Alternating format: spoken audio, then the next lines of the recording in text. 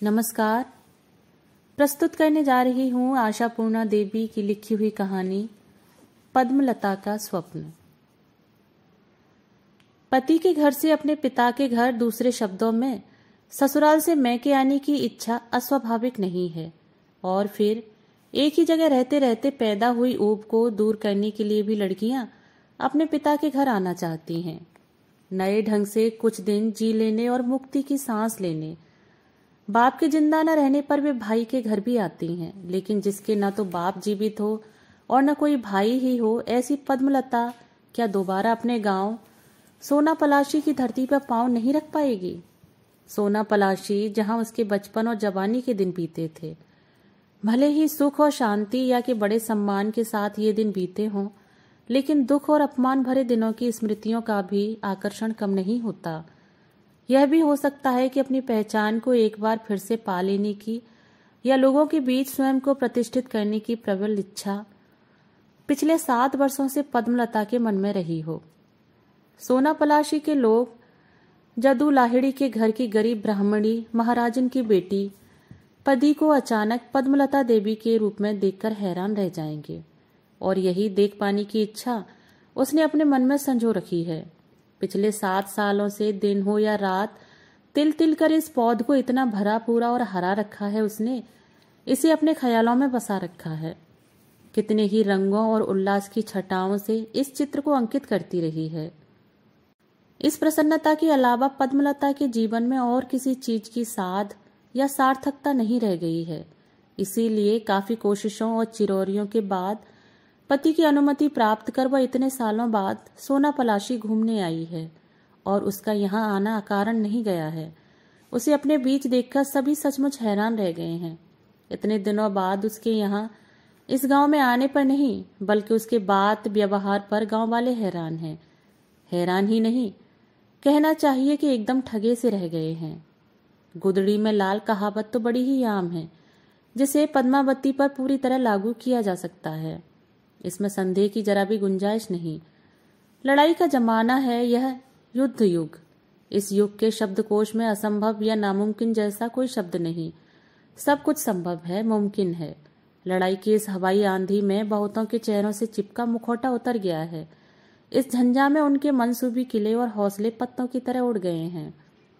किसी गोबर बीनने वाली को रातों रात राजरानी होता देखकर मैं एक बार गहरी सांस लेकर हैरान तो होऊंगी, लेकिन इस बात पर विश्वास न करने का कोई कारण नहीं है। इसीलिए जदू लाहिड़ी की गरीब ब्राह्मणी महाराजन की बिटिया पदी अचानक सोने की चिड़िया बनकर अगर सिर्फ लाल और मोती चुगने लगे, तो इसमें भला हैरानी की क्या बात हो सकती है? ऐसी सुखद स्थिति में जो उससे स्नेह रखते हैं अभिभूत ही होंगे। पद्मलता का बिंदास स्कूल मास्टर पति अगर मिलिट्री ठेके की सुनहरी सीढ़ियां चढ़कर एक स्वर्ग जैसा पक्का दालान बना सकता है, तो क्या वह गांव के 2-4 अनाथ लड़कों के लिए नौकरी का जुगाड़ नहीं कर सकता? और क्या पद्मलता स्वयं 2-1 असहाय विधवाओं की बेटी का उद्धार नहीं कर सकती, जो गांव के पास वाले स्टेशन पर उतरने के साथ ही दोनों हाथों से पैसे लुटाते लुटाते आ रही थी? उसे यहाँ आए अभी 2 ही दिन तो हुए हैं, लेकिन इस बीच गाड़ी बान रतन से लेकर कालीबाड़ी के पुरोहित भट्टाचार्य तक उसके गुणों का बखान करते नहीं थकते। ऐसी उदार दृष्टि इस संसार में सचमुच बहुत दुर्लभ है। पद्मलता की हंसी कैसी अनुपम है, उसकी बातें कितनी मीठी हैं, और उसके व्यवहार की तो जैसे कोई सानी ही नहीं है। यह बात आज की बात नहीं है, बचपन से ही उसके बात बर्ताव की कोई तुलना नहीं, और इस बात को कौन नहीं जानता। आज उसी पद्मलता को लेकर छीना झपटी मच जाएगी, यह स्वाभाविक ही था। गिने हुए 4 दिनों के पहरे पर आई पद्मलता के लिए बहुत ही कठिन हो गया है कि वह किसका निमंत्रण स्वीकार करे और किसके यहाँ न जाए। इतने दिनों के बाद लाहिड़ी परिवार में कैसी धूम मची है। आने वालों का तांता लगा हुआ है। अपनी सहज मुस्कान और साथ ही चुस्त और चौकस मेहमान नवाजी से पद्मलता उन्हें खिला पिला रही है। ऐसा जान पड़ता है कि वही इस घर की मालकिन है। जदू लाहिड़ी के गुजर जाने के बाद परिवार के लोगों के बीच बोलचाल तक बंद हो गई थी। पद्मलता के आने पर उनका मन मुटाव दूर हुआ और प्रेम के मीठे बोल फूटे। जब लोग उठने को हुए तो प्रणामी में मिले रुपए को आंचल में बांधते हुए सत्यवाला ने अपने स्वर में शहद घोलकर और गदगद कंठ से पद्मलता से अनुरोध किया, कल मेरे यहाँ आकर भी बस कहने के लिए ही सही मछली भात खा जाना पद्मा रानी। मैं कोई बहाना नहीं सुनूंगी। हाँ, लेकिन रायबाड़ी की ताई तो मुझे पहले से ही कह गई हैं बुआ। पद्मलता का उत्तर भी विनय की चाशनी में लिपटा हुआ था। अगर वहां नहीं जा पाई तो बुरा नहीं मान जाएंगे? तुम ही बताओ। लो, यह रायबाड़ी की ताई हमारे बीच कहाँ से आ टपकी भला? ओ वही मुकुंदराय की भावज। अब समझिए, दावत खिलाने के बहाने खुशामद करने पर उतर आई है। देखो बेटी, मैं तो खरी बात कहूंगी। हाँ, बुरा मानो या भला। नहीं बुआ, ये आप क्या कह रही हैं? पद्मा ने आगे कहा। मैं कहाँ की लाट हूं कि कोई मेरी खुशामद करने लगा। नहीं बुआ, ताई बहुत जोर देकर कह गई हैं, इसलिए मैं कह रही हूं। हाँ बेटी, हम लोग तो बहुत जोर देकर तुम्हें कह भी तो नहीं सकते, लेकिन यह भी सुन लो बेटी कि हम बहुत बढ़ चढ़ाकर तुम्हें कहें भी क्यों? क्या तुम पर आई हो? लेकिन इन सबसे पहले तुम पर मेरा अधिकार है, यह बता देती हूँ। शायद तुम्हें याद ना हो, तेरी माँ मुझ पर कितनी श्रद्धा भक्ति रखती थी। सत्या दीदी की रट लगाए रहती थी, बोलते बोलते बेहोश हो जाती थी। सारी आपसी बातों को अब खोलकर या खोदकर कहाँ तक बताया बुझाया जा सकता है? लेकिन यह सारा बुझुबल बुझाने की जरूरत भी क्या है?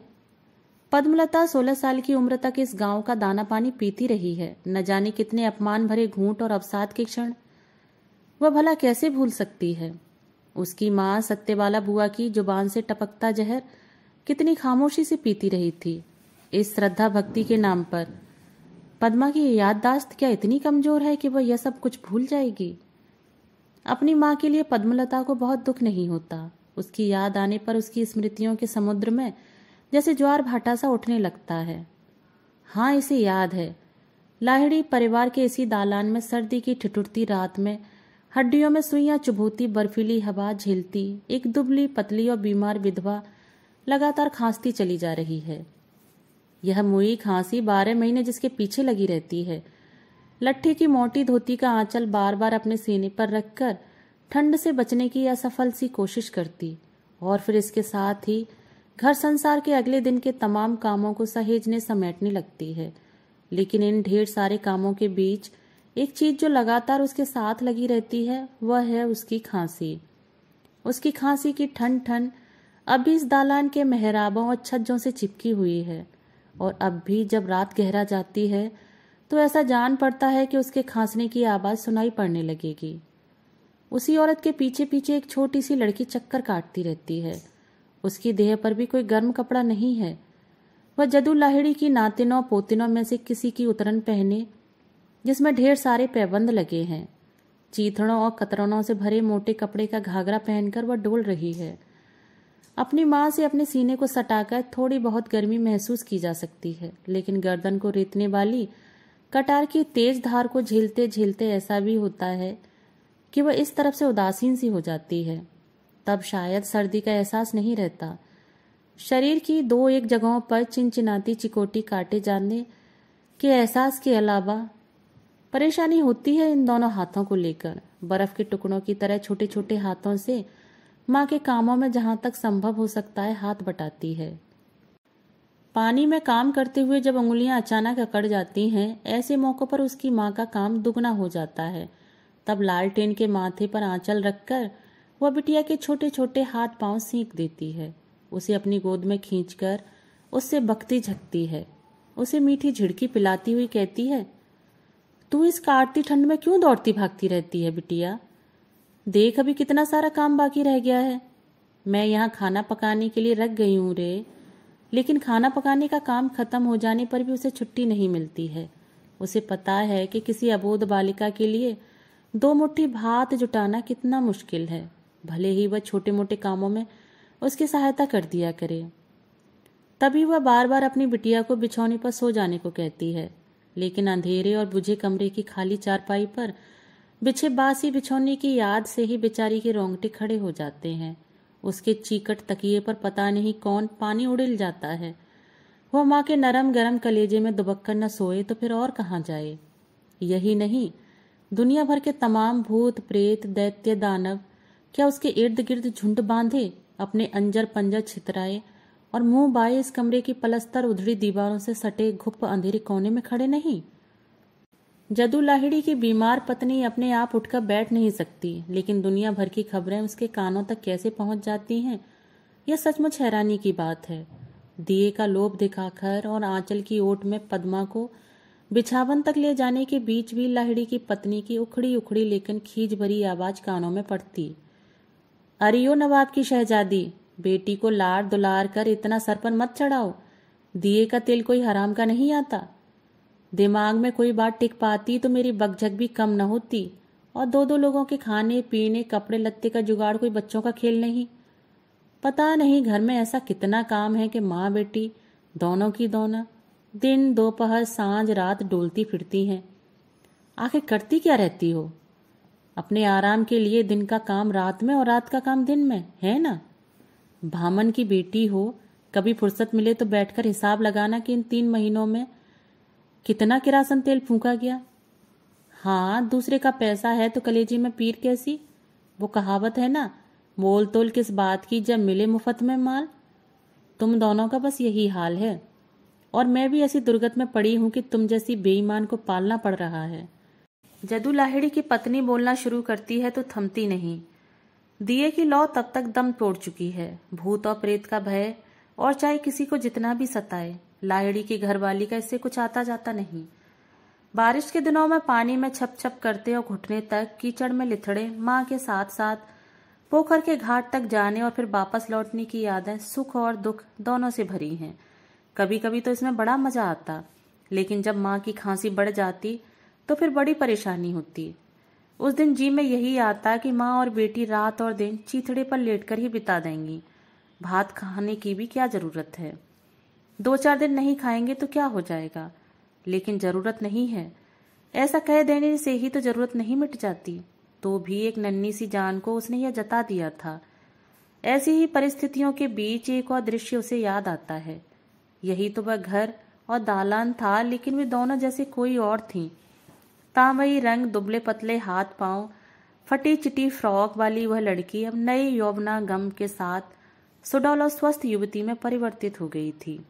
एक अदद साड़ी में अब उसकी लाज नहीं टिक पाती।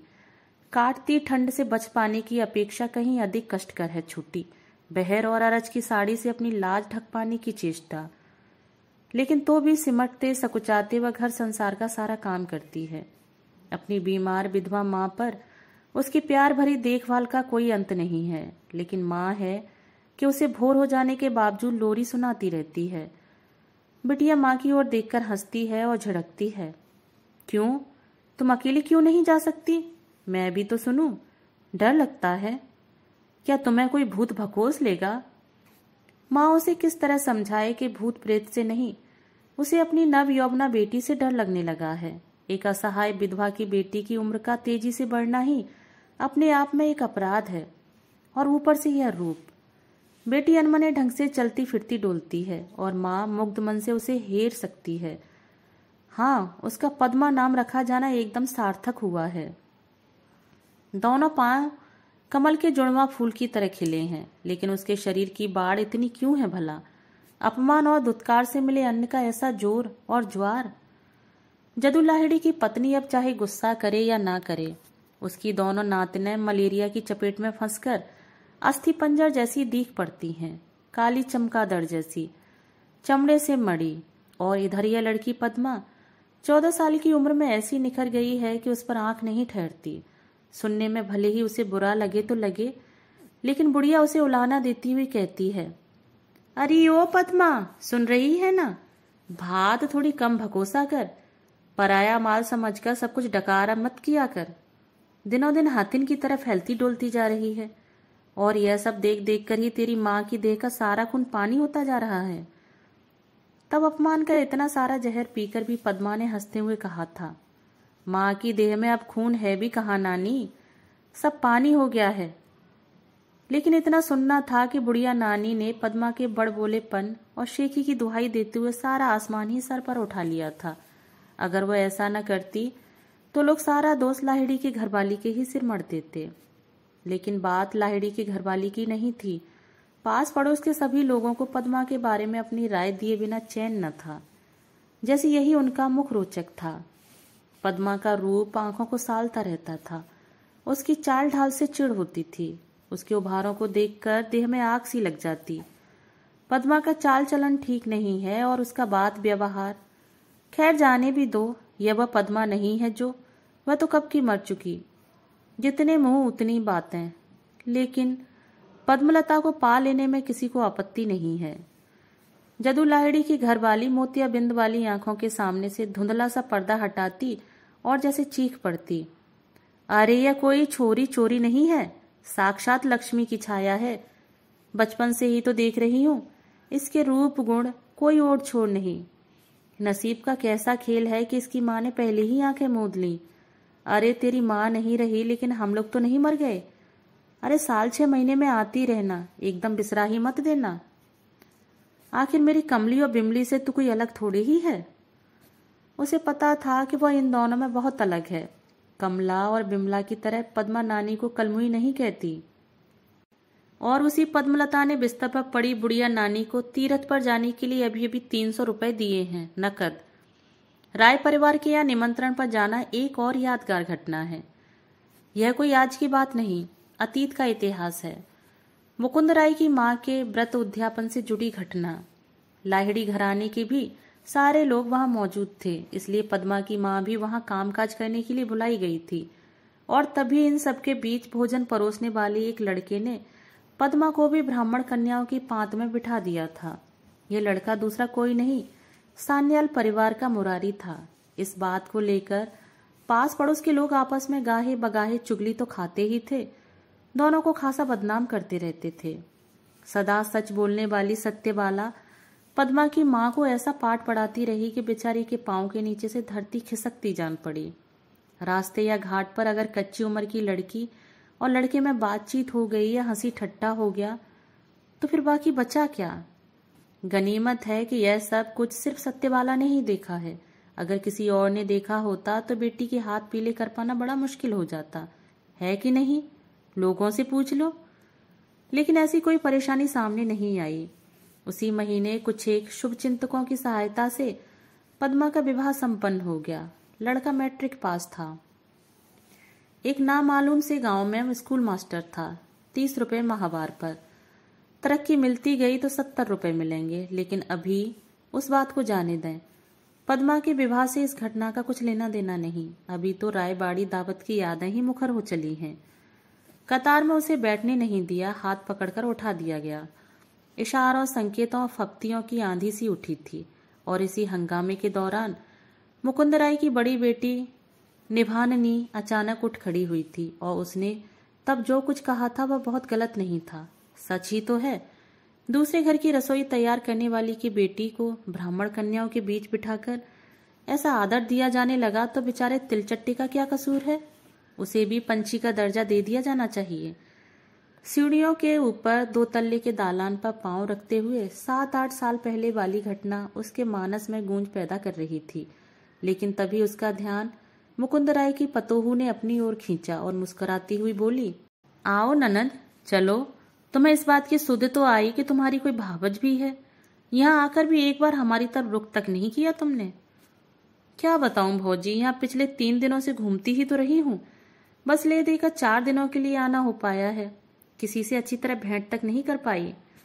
बहाने मत बनाओ बहना, इतने दिनों के बाद आई हो, वो भी 4 दिनों के लिए। अपने पति को चिट्ठी लिख भेजो कि इतने दिनों तक खूब मजे उड़ा लिए, अब कुछ दिन हमारे लिए भी रख छोड़ें। और फिर वे तो दुनिया भर के कामों में फंसे रहते हैं, अपने कारोबार में मस्त। फिर यह बीबी बीबी की रट कैसी। हरी इस परेशानी के चलते तो आ नहीं पाती कभी। उनकी सारी देखभाल करनी पड़ती है, अकेले आदमी हैं। ऐसा कहते हुए पद्मा के होठों पर खिंच जाती उसके ऐश्वर्य और समृद्धि की रेखा, एक चमकीली मुस्कान बनकर। थोड़ी देर तक इधर उधर की बातें करने के बाद असली बात बहू की जुबान पर आ ही गई। ननद जी, लगता है तुम देह पर कोई ज्यादा जेवर जेवरात डालना पसंद नहीं करती हो, है ना? सवाल सचमुच बहुत टेढ़ा था और पद्मलता ने थोड़े बहुत जो आभूषण पहन रखे थे वे उसकी पद मर्यादा के मुकाबले कुछ कम थे। यह आपत्ति पिछले 3 दिनों में अब तक क्यों नहीं उठाई गई थी? सचमुच आश्चर्य की बात थी। चांदी की उजली आभा में सोने का अभाव अब तक लोगों की आंखों में नहीं पड़ा था। चांदी की औकात को नीची निगाह से देखने पर वह सोने के मुकाबले अवश्य ही अपराधन बन जाती है, इस बात को सभी जानते हैं। पद्मलता के चेहरे पर संतोष की आभा चमक उठी। वह मधुर मुस्कान के साथ बोली, अरे क्या बताऊं, तुम्हारे नंदोई साहब ने सारे गहने अलग उठा रखे। यह भी कोई बात हुई? दुर्गा दुर्गा, क्या कह रही हो तुम?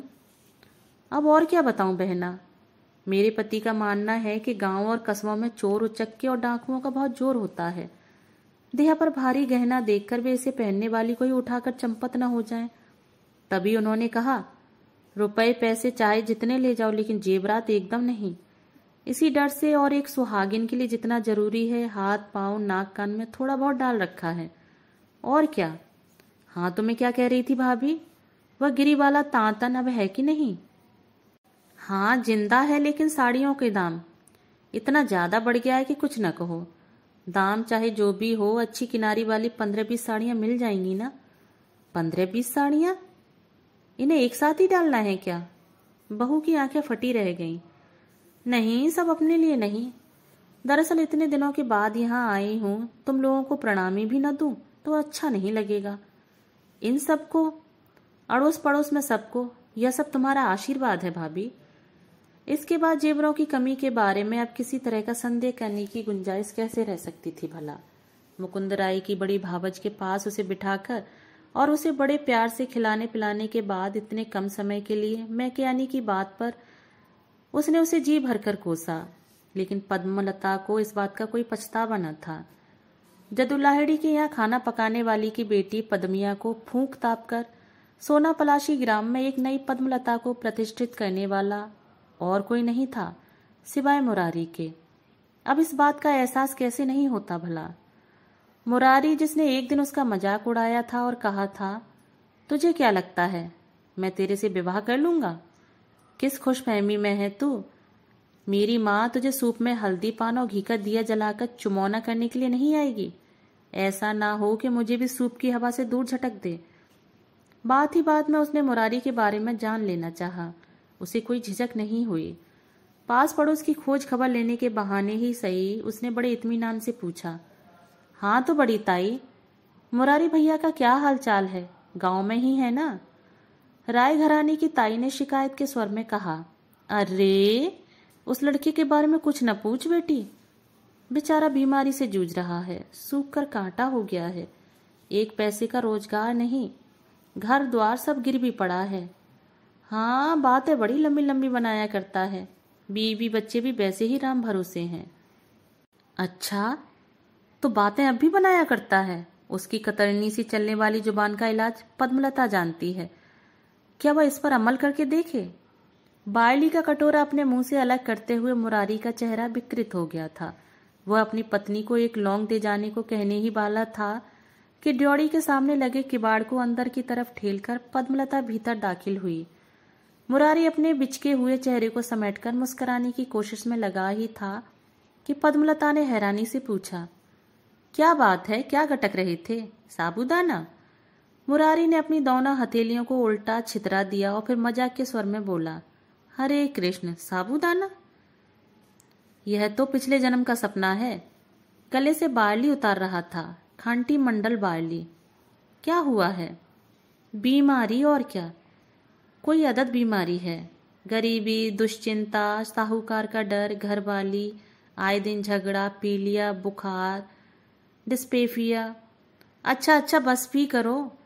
पद्मलता ने उसे झड़कते हुए कहा, इस खुर्रे को ज्यादा लंबी करने की जरूरत नहीं है। तुम्हारी घरवाली कहाँ है? आस पास ही होगी कहीं। और बड़े भैया, बड़ी भाभी? वे लोग, वे सब तो बहुत पहले गांव छोड़कर चले गए, माँ बाप के गुजर जाने के बाद। तभी तुम्हारा यह हाल है। मुरारी ने अपनी कमजोर और बीमार देह पर नजर दौड़ाई और फिर तीखे स्वर में बोला, इसमें बुरा ही क्या है? अब सबके नसीब में सोने का कदली बन तो लिखा नहीं होता। कदली बन ना हो, बेंत का बन तो होता है। पद्मलता ने छूटते ही कहा, अरे रोना तो इसी बात का है कि बड़े लोगों की खाल पर इस बेंत का कोई असर नहीं होता। कहते कहते मुरारी हंस पड़ा। उसके इस मजाक पर कोई ध्यान न देते हुए पद्मलता पास रखे एक मोड़े पर बैठ गई और बोली, अब तुम बैठने को तो कहोगी नहीं, बड़ी अकड़ वाले हो। लो मैं तो बिना कहे जम गई। अरे कहाँ चली गई ओ घर की मालकिन, कोई अता पता नहीं। घर की मालकिन तब अपनी रूखी सूखी धन को सहेजने में लगी हुई थी। सब कुछ अस्त व्यस्त पड़ा था, यहाँ तक कि किसी के सामने निकल पाना भी मुश्किल हो जाता है। दोनों बच्चे भी बाबा आदम की औलाद बने फिर रहे हैं। कैसे संभाले वह ये सब? पद्मलता सारी बातें समझती है, इसलिए वह उसे पुकारना छोड़कर मुरारी के साथ ही बतियाने लगी है। देख रही हूँ बातें तो तुम पहले की तरह ही बड़ी लंबी लंबी हाँक रहे हो, लेकिन घर गृहस्थी का हाल तो बड़ा खस्ता बना रखा है। घर का जो हुलिया देख रही हूँ। घर? मुरारी के मुंह का स्वाद ही जैसे बिगड़ गया। थू, दूसरे के घर पर अब कैसा मोह। पद्मलता अबूझ बनी रही, फिर बोली, दूसरे का घर? मैं समझी नहीं। इसमें समझना समझाना क्या है? गले तक कर्जे तले डूबा हूं। घर द्वार खेत खलियान सब बंधक है। क्यों, तुमने यह दिलचस्प खबर अब तक नहीं सुनी? यह तुमने क्या किया? घर को भी रेहन रख दिया। यह क्या कर रहे हो तुम? छी छी, अपने बाप दादा का नाम कैसा रोशन कर रहे हो तुम? पद्मलता यह कहते कहते सचमुच बहुत कातर हो उठी। मुरारी हौले से मुस्कराया, फिर बोला, अरे अपना नसीब खोटा ना होता तो तुझे मुझ पर तरस खाने का मौका कहाँ से मिलता। लेकिन तेरा यह रौब दाब देखकर तो मुझे बड़ी हंसी आ रही है पद्मिया। याद है मुकुंदराय की बेटी ने क्या कहा था? तिल चट्टा भी चिड़िया हो गया। कैसी जुगत भिड़ाई थी, है ना? पद्मलता को पता है कि उसे जानबूझकर अपमानित किया जा रहा है और यह उसी अपमान का बदला है। शायद ऐसा ही होता है जब कोई मधुर संबंध अचानक कड़वा हो उठता है, तब दोनों ही पक्ष एक दूसरे को नीचा दिखाने के मद में चूर हो रहते हैं। लेकिन अभी पद्मलता के नाराज होने से तो बात ही बिगड़ जाती। उसने हंसते हुए कहा, वैसे तुम्हारी याददाश्त तो बड़ी तेज है मुरारी भैया। चलो गांव जवार में कोई तो है जो उस पद्मिया को याद रखे हुए है, वरना यहाँ तो अब भी वही पद्मा पद्मा की रट लगी हुई है। और बताओ क्या हालचाल है? मेरा अब क्या हाल और चाल, बस सब डूबने ही वाला है। कहते हैं ना भूत का भी कोई जन्मदिन होता है भला। मुरारी थोड़ी देर रुका, फिर उसने धीरे से पूछा, हाँ रे, मैंने सुना है तू तो बड़ी पैसे वाली हो गई है, दोनों हाथों से रुपए उलीच रही है, क्या बात है? तुमने तो अब तक मेरा मुंह नहीं देखा, फिर तुम्हें यह सब कैसे मालूम? लो, पिछले 3 दिनों से तुम्हारे नाम का जो संकीर्तन चल रहा है उसे सुन सुनकर तो कान ही पक गए। पाठशाला के लिए चंदा, पंचायत घर के लिए चंदा, चापाकल के लिए दान, काली थान की मरम्मत के लिए चंदा। चंदा न हुआ हरी लूट हो गया। तुम्हारी बेवकूफ़ी पर तो बस तरस ही खा सकता हूँ, लेकिन नाम का डंका भी तो पिटना चाहिए। पद्मलता ने उसकी बातों पर ध्यान न देते हुए कहा, मेरा भाग्य ही ऐसा है। ऐसा क्या कुछ दे दिया कि बड़ा नाम हो गया। मेरे मन में जो कुछ था उसे मैं कहाँ पूरा कर पाई, वह सब तो जी में ही रह गया। जल्दबाजी में कुछ भी नहीं समेट सकी। थोड़ा बहुत जो कुछ था वही ले लिया। मेरे पास 1000 रुपये थे, वह लाई थी। पति ने हाथ खर्च के लिए 800-100 रुपये दिए थे और 200-100 रुपये छुट्टे पड़े हुए थे। इनमें किसका काम और कैसा काम? पड़ोस वाली मानी बुआ की नतनी की शादी नहीं हो पा रही है, हाथ में पैसे हो तब ना। यह सब सुना तो जी महसूस कर रह गया। वापस जाते ही कुछ रुपए भिजवा दूंगी, और क्या। अरे बाप रे, अच्छा यह तो बता, अविनाश ने कितने लाख जोड़ लिए हैं? किन किन चीजों की सप्लाई का ठेका लिया था उसने? चावल का, गेहूं का, गाय बकरियों का या फिर छोकरियों का? यह कहते कहते मुरारी की नाक का अगला सिरा और भी टेढ़ा हो गया, घृणा और व्यंग से। होठों के कोने पर धारदार मुस्कान खेलने लगी थी। लेकिन पद्मलता भी यहाँ कोई हारने के लिए नहीं आई थी, वह आई थी जीतने। इसलिए उसने बड़े सहज ढंग से कहा, किसे पता है कि किन किन चीजों का कारोबार करता है वह, और मुझे यह सब जानने की जरूरत भी क्या है। मुझे तो इतने से ही गरज है कि मैं जितना चाहूं इतने रुपए मुझे मिल जाएं। लेकिन तुम्हारे लिए तो मुझे मरकर भी चैन नहीं मिलेगा। अपने घर तक तो गिरवी रख दिया और पैसे खा गए, और अगर इसे छुड़ा ना पाए तो? आखिर कितने रुपए में गिरवी रखा है इसे? 500 में। क्यों, तू देगी मुझे रुपए? और नहीं तो क्या। थोड़े से रुपयों के लिए बाबा दादा की रही सही थाती बेच खाओगे? इतना कहकर पद्मलता ने अपनी साड़ी के आंचल में बंधी गांठ खोल ली। क्या बात है पद्मिया, तू 500-700 रुपए हमेशा अपने पल्लू से बांध कर ही घर से निकलती है क्या? तो फिर और क्या करती मुरारी भैया? और बोली, लाहड़ी नानी ने इन रुपयों को अपने पास रखने से मना कर दिया। जो कुछ लाई थी वह पल्लू में ही बंधा है। खैर, रुपए तो खर्च करने के लिए ही होते हैं, वापसी का किराया साथ रहे यही बहुत है। इसके बाद उसने बड़े आकार के 5 नोटों को एक एक कर गिना और उसे जमीन पर रखा। लेकिन इस बीच मुरारी एकाएक गंभीर हो गया। उसने भरे गले से कहा, देख पद्मी, तिल चट्टे का पंछी हो जाना तो ठीक है, लेकिन वह एक बार की गरुड़ हो जाए ऐसा दिखावा मत करना। लेकिन पद्मा कहती गई, भले ही तुम मुझे जी भरकर अपमानित कर लो, लेकिन ये रुपए तो तुम्हें लेने ही पड़ेंगे। इन थोड़े से रुपयों के लिए मैं तुम्हें अपनी ही मड़ैया से बेदखल नहीं होने दूंगी। लेकिन मैं तेरे पैसे क्यों लेने लगा? बड़ी आई पैसे वाली, पैसे का रोब डालकर तू मानी बुआ जैसी औरतों का सिर अपनी झोली में डाल ले। तू मुझ पर अपना जाल मत फैला। इतना कहकर मुरारी ने रुपयों को आगे खिसका दिया। लेकिन तभी उसकी नजर अपनी पत्नी पर पड़ी, जो इतनी देर तक गायब रहने के बाद सामने आ खड़ी थी। उसने उससे चिढ़कर कहा, कब से एक लौंग मांग रहा हूं, क्या हुआ? सबके सब कहीं मर गए? मुरारी की घरवाली इतनी देर तक शायद अपने को सहेज रही थी और अब सबके सामने थी। लेकिन जब उसने देखा कि बात रुपए पैसे की चल रही है तो वह फिर आड़ में चली गई थी। अचानक पति के बुलाने पर वह रंगमंच पर अवतरित हुई और झूंझल भरे स्वर में बोली, मर खप जाती तभी जी को चैन मिलता, तुम्हारे हाथ से छुटकारा तो मिलता। मुआ मेरा नसीब ही जला भुना है। अब आप ही देखिए दीदी, जब से आप आई हैं ये कैसी जली कटी सुना रहे हैं। देख रही हूं इस आदमी का दिमाग खराब हो गया है भाभी। ये थोड़े बहुत रुपए हैं, उठाकर रख लो। आखिर इस घर को छुड़ाना भी तो है, वरना रहोगी कहाँ। घरवाली ने हालांकि सब कुछ सुन रखा था और वह रुपयों की तरफ ललचाई नजर से देख भी रही थी, तो भी उसने कहा, इस आदमी को तो तुम इतने सारे रुपए उधार दे रही हो दीदी, इस जन्म में तो वह इसे चुका नहीं पाएगा। अरे नहीं पगली, इन्हें चुकाने की कोई जरूरत नहीं। तुम्हारी शादी पर तो मैंने वैसे भी कुछ नहीं दिया था, वही समझ लेना। लो इन्हें रख लो। और अपने बाल गोपाल को तुमने किस लोहे की संदूक में बंद कर रखा है भला? दिख नहीं रहे। मुरारी की पत्नी ने पलक झपकते ही उन रुपयों को उठाकर पल्लू में बांधा और बड़े उत्साह से बच्चों को पुकारने लगी, अरियो पुष्पा, मुन्ना, झुन्ना, चलो यहाँ आ जाओ सबके सब और बुआ जी को प्रणाम करो। मुरारी ने जलती हुई निगाहों से अपनी पत्नी को समझाने की कोशिश की, लेकिन जब उसने इसकी अनदेखी कर दी तो वह आपे से बाहर हो गया। रुपए वापस कर दो छोटी बहू, मैं कही दे रहा हूं, मैं नहीं ले पाऊंगा। लेकिन पल्लू में बंधी किसी चीज को वैसे ही गंवा दे, छोटी बहू इतनी मूर्ख न थी।